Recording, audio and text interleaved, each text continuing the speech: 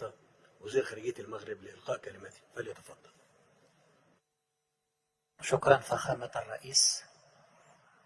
أصحاب الجلالة والسمو والفخامة، أصحاب المعالي السيدات والسادة، بداية فخامة الرئيس أنقل إليكم تحيات أخيكم صاحب الجلالة الملك محمد السادس، وشكر جلالته على دعوته لهذه القمة المهمة، وكذا تقدير جلالته للجهود الخيرة التي تقومون بها لصالح السلام والاستقرار في المنطقة. إن المملكة المغربية بقيادة جلالة الملك رئيس لجنة القدس تتمنى أن تبعث هذه القمة 5 رسائل رئيسية إلى المجتمع الدولي.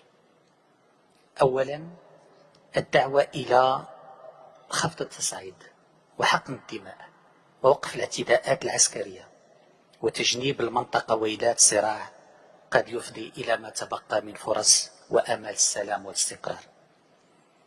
الرسالة الثانية هي الحاجة الملحة لحماية المدنيين وعدم استهدافهم، وذلك وفق مبادئ القانون الدولي والقانون الدولي الإسلامي والقيم الإنسانية المشتركة.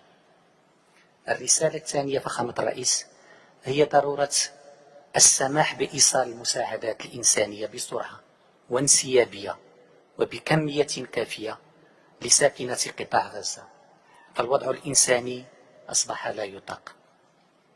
الرسالة الرابعة هي رفض كل الحلول والأفكار الهادفة إلى تهجير أو ترحيل الفلسطينيين من أرضهم وتهديد الأمن القومي للدول المجاورة.